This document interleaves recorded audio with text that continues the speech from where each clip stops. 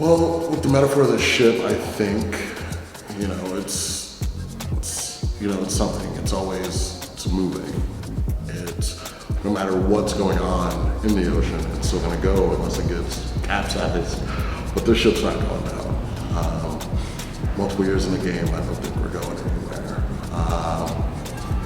I do think, seeing the power of water and waves, and seeing one thing against it, and just seeing that kind of triumph, I guess, that always kind of spoke to me.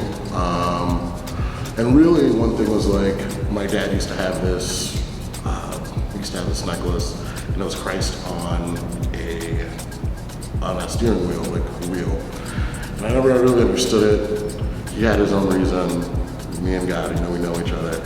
But I always thought that was kind of, it was always something, And so I kind of made that way. I kind of made that image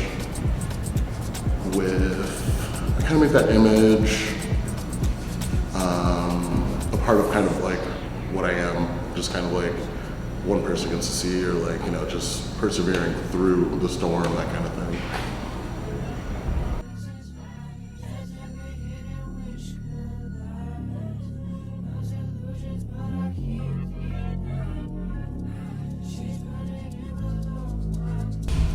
Yeah, dude. Shit. It's 2024. I've been doing this since 2010, 2011. About 2 iterations. Finally became something, settled on a name and a moniker that I just decided on. The Magnum Carta. Kind of more based like a ship, because, I do different genres and who knows which way I'm gonna go.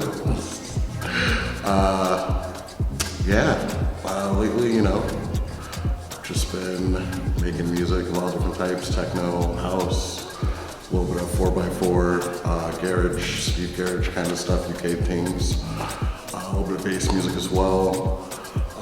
Just, things I've learned over the years kind of have helped me become who I am today. And that's just from a technical aspect. Listening to all different genres of music.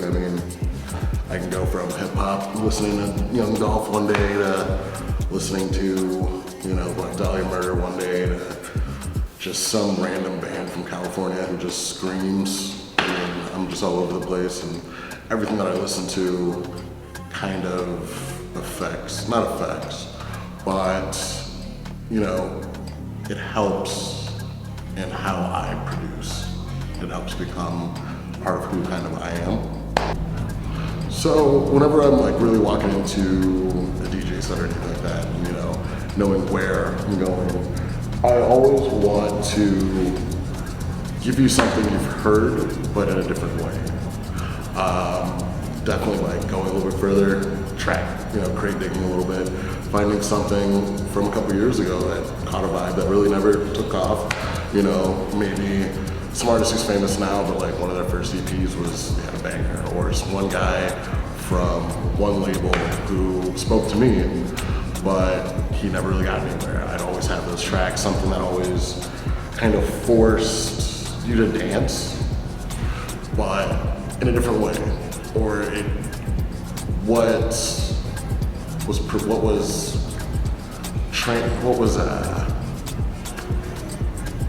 transfer, from that song, what I got from the song, I'd like for you to hear as well. I want you to, have a great time, but also move, Well, I think what makes me unique really is literally just going, having this long history of listening to many different musics, going to many different concerts, having friends in different bands, going anywhere, having a great time, just really picking things up. You find that one chord from that one song, that one progression, and maybe I could use that in something. Sometimes dance music's not just four on the floor and kind of easy. Sometimes it's nice to make it a little bit more thoughtful, I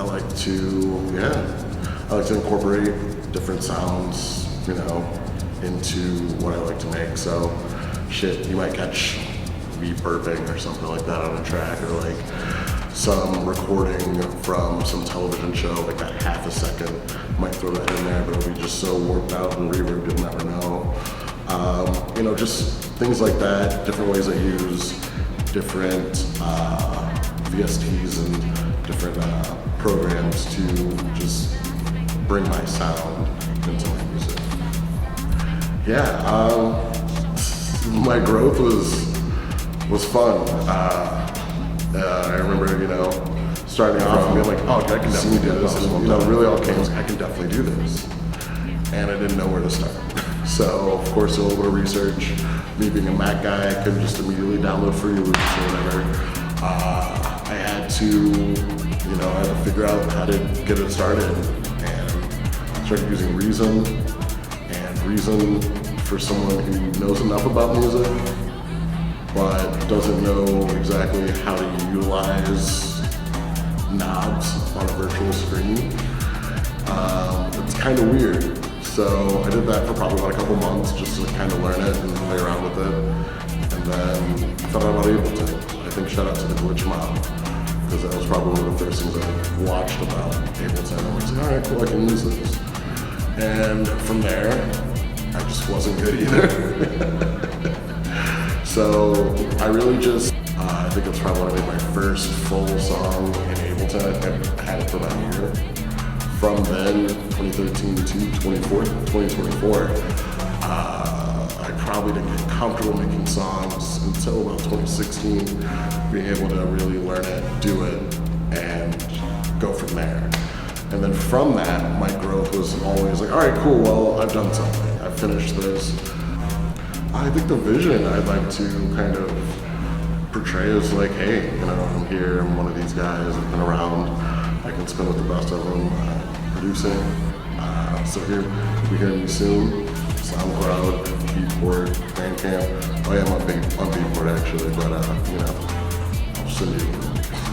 But yeah, you know, I'm here to contend. I'm ready for, you know, ready to be put out and play. So check me out.